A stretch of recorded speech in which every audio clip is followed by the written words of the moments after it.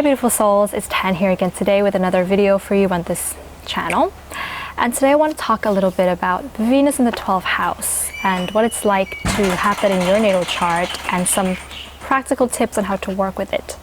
And this is not a Venus through the houses series. It's just that I was in the shower the other day and then I had some insights about Venus in the 12th house and I kind of wanted to share that with you guys. But I don't know, maybe I will do Venus in the other houses as well. If there's any particular house you guys would like to see, then of course you can comment below and I might wait for the insight to come. Because I'm going to be receiving messages on each particular video that I make, and so if I receive any messages, then I'll be making it for you guys.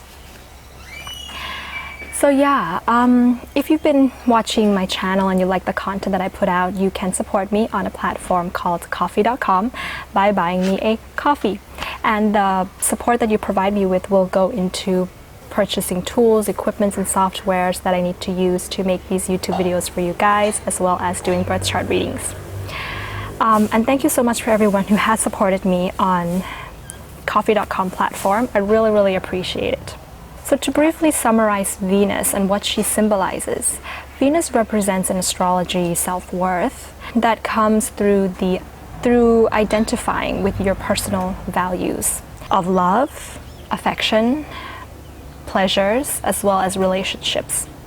And the 12th house, to briefly summarize, represents that place of spirituality, as well as it's a house of timelessness and boundlessness, a transcendence of the ego, as well as in real life it represents when you were in your development. It represents you in your mother's womb, who you were, what you were doing before you came into this physical time and space dimension. That's the 12th house. And so to really talk about this Venus placement, first we have to interpret what is going on during your mother's pregnancy of you. During pregnancy, it could be that maybe there was something that you perceived unconsciously. Of course, you're not aware of this, but you perceived that there was less affection coming from the mothering figure. Now, this doesn't mean that through the whole pregnancy she has provided less affection for you, but it could just be a period of the pregnancy that you perceived she was missing with regards to the love that she could have given to you. And it could also have been that because of this particular incident, your mother may have felt guilty or shameful that she hadn't provided you with the affection that she should have or could have, and therefore this guilt and this shame, this feeling of guilt and shame seeps into your unconscious mind even before you were born. This can also be in terms of a lack of sugar. So Venus does rule, sweetness and sugar. There might have been a period of your mother's pregnancy where she maybe she stopped taking sweet foods and you were sugar low, shall we say. Or maybe she consumed too much of salty foods and the sweetness was kind of low during that period of pregnancy. So therefore, with regards to this, when you were born and you came into the world, now these are just some examples of what could have happened while you were in the womb. It may or may not resonate so much with you, or you may not know about it, but your childhood would have gone pretty much like this. Most likely, there was sort of a restriction put on you in terms of financial use, meaning that maybe you would like to spend money on particular things or have your parents buy you gifts or spoil you a little bit, but maybe they didn't do that. Maybe while you were growing up, and this is like when you were very young, when kids want to spoil themselves with toys and things like that, maybe your parents were kind of a bit practical, and this would ring much more true if your Venus is in the 12th house in Earth sign or Taurus, Capricorn, and Virgo. So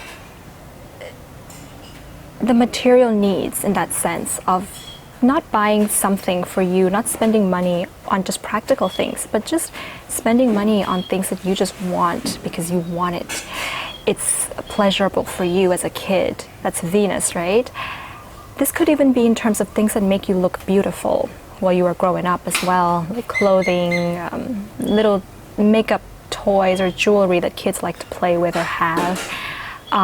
Maybe you really liked that, but your parents kind of restricted their spending of the money on those things for you. And this can also be a limitation in terms of actual affection. And this part is going to be more true if your Venus is in a water sign. So if it's like Cancer, Pisces, or Scorpio, maybe they didn't really show the emotional affections that you would like them to have shown when you cried or you were sad. Maybe your parents didn't really provide you with that hug or that comfort, telling you that everything is going to be okay. And even your creativity. Maybe it's spending money on comforts or things that make you feel better. That was maybe limiting. There may also be some lack of openness, and this may ring true for you, this part, if it's with regards to, if you have Venus in a fire sign, so Aries, Sagittarius, or Leo, the openness of affection may be kind of missing there, like big gestures and displays of affection, like maybe buying you something really expensive just to show you they love you. That could have been missing, or acting spontaneously on what you wanted to do out of pleasure. Maybe your parents kind of stopped you from that. Also, there may be some limitations on, and this may ring true for you, this part, if your Venus is in an air sign, so it's Gemini, Libra, or Aquarius. There may be some limitations when it comes to the pleasures and the joys of conversation. So being able to just have a chatty, witty talk or banter and jokes and humor that just brings pleasure with you and your parents, or maybe they even limited your, or you felt that there was a lack of friends, social circles was kind of small. So these different areas that may have been lacking in terms of how it feeds your pleasure while you were very young would have led to a feeling, unconscious feeling of not deserving or not feeling worthy of deserving things that brought you pleasure. So the way that you may have coped with this is to find pleasure through your periods of aloneness or isolation. This can look like you being in your own room and listening to music or watching a movie and watching it a lot. The 12th house also rules addictions, so there can be a bit of an addictive energy to music or art or movies, romantic movies, having secret crushes on your celebrities that gave you that missing feeling of pleasure. This fills in the things that you want and makes you feel worthy of it, but you do it alone and in your head or in your own space. Because when voicing what you wanted to your parental figures while you were growing up, as mentioned earlier, it was perceived as being rejected. But of course your parents would have had other reasons for having not given you these things that you wanted, of course. Moving down the journey of your life, when we get to sort of the teenage days, shall we say, of Venus in the 12th house, this habit of enjoying pleasures alone would have led to someone who may have fallen in love or very easily, or having a lot of crushes on certain people but never really telling them or confessing it. And the reason why you may not have confessed your crushes is, of course, because there may be an unconscious fear of rejection. Because when you're confessing that you like somebody, you're ultimately telling them that you want something from them. You would like to hear from them how they feel about you in return. And it was an unconscious conditioned habit when you were younger, when you voiced what you want, that it was rejected. So now it's creeping into your teenage years, the years when we want to date and fall in love and all that stuff. And the reason why you may fall in love easily with Venus in the 12th house is because of that feeling of needing the missing or the lacking sugar or feeling of sugar. So what sugar does when you take it in, when you eat chocolate or eat sweet foods, is it bumps up your levels of the hormones in your body that is responsible for happiness and needing more and more happiness. So you may, and you know, some Venus in the 12th house will resort to not just falling in love easily, but also eating a lot of sweet foods and spending money on things that make them feel beautiful. But it becomes a thing that they absolutely keep going back to and feeding onto because of that missing sugar that was from the womb into childhood and into the teenage days. And love or spending money or eating sweet foods can almost be like a drug because it gives you that high of feeling fulfilled and nourished and having that pleasures being met. But it also gives you a sense of feeling ultimately worthy of being able to have something to want and have something to get sugar high. This is what it's ultimately getting to, that sense of self-worth. So, there are a couple of things that can happen in relationships if you have Venus in the 12th house. The first case is that you may be in relationships very early on in your life, maybe it's in your teenage years, in which you felt heartbroken through rejection. Venus in the 12th house makes one very sensitive. So this rejection or having your heart broken is really going to hit you very deeply, because what these kinds of situations is actually doing is that it's unconsciously feeding into your unconscious, feeding into and acting sort of like a confirmation, an unconscious confirmation that you're actually not worthy, that you're actually not enough, because there's already this unconscious notion, this unconscious preconceived notion, right, that we talked about earlier of not feeling deserving or worthy. This kind of confirms that for you, because it's ultimately replaying that feeling that you had in the womb and in your childhood of not having the sugar to feel worthy. So there can be thoughts that come up in your head, things like, I'm not enough, I'm not worthy, I never deserved this person anyways, I never deserved this relationship anyways. This can be like times 10, depending on how strong Venus is in your chart, or how not strong Venus is in your chart. Second case that can happen in relationships with Venus in the 12th house is that maybe it was in the teenage days in which you had a relationship that you were the one that ended the relationship because somehow you feel unfulfilled. Because of some reason you just didn't feel like this person was the one for you. They didn't meet your expectations or hopes of what you had expected to have out of the relationship. If you were very young and this happened, you don't actually know yet what it is that you want, because you never really had a chance to get in touch with that when you were younger. So it leads to a feeling of disappointment, because when we don't know what we want, we create a list, unconscious list in our head of hundreds of things and fantasies that we think another person could bring to us, and when they don't, it's disappointing, and then we feel that we don't get what we want, we end the relationship, and this can lead to feelings of guilt and shame. And this is like a replay of, you know, your mothering figure when she didn't give you the sugar or give you the affection that she should have given you when you were in the womb, or maybe it's in childhood.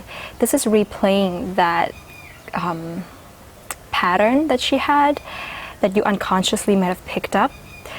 You know, the feelings of guilt or that you are a bad person may also be because, you see, if we are in a relationship and the person doesn't give us what we want, it's perfectly okay to break it off with them. You know, if you're very young and you do this, or maybe you kind of formulated what it is that you want, but the person just didn't have it, that's actually okay to break it off. But because there's an unconscious feeling that You don't deserve the things that you wanted anyways. This leads to that feeling of guilt when you had to break it off with somebody because you're not aware that maybe what you want in this case is to not be with them, and you feel that you don't even deserve to not be with somebody. And so the guilt, the shame, and the feeling like you're a bad person can come up. So these are the two scenarios that can happen here. So walking down this journey of your life, let's say that you're in your more mature adult years. What may happen is you may find that after the first kind of two experiences in life, you end up in relationships that are not satisfying for you after that. And you may feel like you keep choosing people that they may not actually deserve you. They may have qualities that don't actually match up to your standard, but you ended up choosing them anyways. This may be people who are unavailable. And this is why, this Venus placement is associated with secret affairs, meaning that you choose people who are unavailable because they're in a relationship, or you choose them and they're unavailable because they live abroad and it's a long distance relationship and you have to suffer because of that. Or this could even be choosing somebody who has a certain amount of illness, whether this be mental or physical. And I've actually seen people with Venus in the 12th house who are with somebody that got really sick. And the Venus in the 12th house person has to attend to this person's sickness and take care of them until they actually get better. But when their partner gets better, the Venus in the 12th house person ends the relationship because of some feelings that they can't quite explain. The reason why you may actually choose these types of relationships unconsciously, what you're doing in your unconscious mind is that you're atoning for the guilt that you felt in case 1 and case 2 that we talked about earlier. Case 2, where you had broken up with somebody else and then felt guilty because what you wanted was to break up, but you didn't feel like you even deserved that. Or the first case where you were broken up with and then you felt guilty because you felt that you didn't do good enough or you were not good enough for them in the relationship. So this is an unconscious way of atoning for that guilt. And this is your self-undoing. Because in your mind, you may think that this is karma. This is really karmic. I keep choosing people that I'm falling in love with them, but they're not available, there's something off about them, and I had to suffer in relationships. This must be my karma. But the 12th house is also the house of your self-undoing. Meaning that if you think this is your karma, you have the wrong perception of karma. The 12th house, ruled by Neptune, is the house of illusions. There's an illusion here with your perception of karma. Meaning that you unconsciously get yourself into these situations to find out that, oh, it's probably karmic, but yet you chose it anyways to atone for guilt. But the truth about karma is that, so karma is basically when you do something and then there is a consequences as a result of your action. But the consequences of your action doesn't have to be a consequence that is a situation or another action or another thing that manifests in the real world. The consequences of your actions in karma can just simply be a feeling bad for what you did, feeling if you did something wrong, then really feeling guilty for it. Carrying that kind of lower vibration feeling with you and knowing and telling yourself that you're gonna improve, that's already the atonement for the karma. That's already karma. So, to break this cycle of your illusions of karma with Venus in the 12th house, improve yourself. Get into spirituality, which is ruled by the 12th house. Go through a process of working to improve yourself from the inside as a way of, and look within and be self-reflective as a way of undoing any karma that you think you had caused, any bad behaviors that you think you had caused. There's also great creativity and artistic talents that can come from this Venus placement when you're in that phase of deep self-reflection. And I've seen people with Venus in the 12th house who are not artistic. But the people that I've seen who are not creative or artistic with this placement are the people who don't look inwards. They spend a lot of time going out, socializing, spending money frivolously, and then feeling like, I don't have enough savings because I've spent so much money to make myself feel better. And yeah, that's going to happen with Venus in the 12th house, is overspending of money, losing money, your finances slipping away. So go deep within yourself. The spiritual growth that you can have is tremendous. The creativity that can come from those periods of reflection is tremendous. And so to end off this video, I want to give you some tips on how to work with having Venus in the 12th house when it comes to relationships and giving yourself pleasurable experiences that you want. So this is an exercise that I thought of, and I think it'll be really fun for your self-reflective moments to be doing this exercise. It's a prioritizing exercise. It's kind of getting in touch with the opposite axis, which is the 6th house. So what you can do is you can take some time to list out the things that you want in a relationship that fulfills your pleasures and your wants. This can be anything. This can be your biggest fantasies, your hopes and your dreams, and you can write it down. You can make a list of 20 or 30 things and just write it down in front of you. And in order to do this, you're going to have to admit with extreme honesty what you want in a relationship. If it's something funky, if something sassy, kinky, strange, you have to be honest. Write it down. And it's actually a really good idea when you're doing this exercise actually to maybe stray away from romantic comedy movies, at least for like 6 months of a year that you're doing this, to know what it is that you want without the influence of the media. But yeah, and also realize that there's no shame in admitting what it is that you want. There's no shame. Guilt is an illusion as well. So after you do that, then now you're going to be prioritizing it.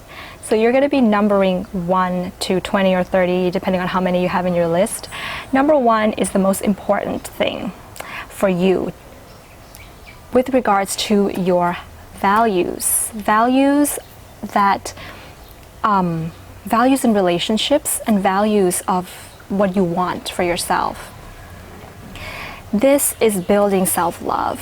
This is an exercise that can make you build your feeling of worthiness and self-worth.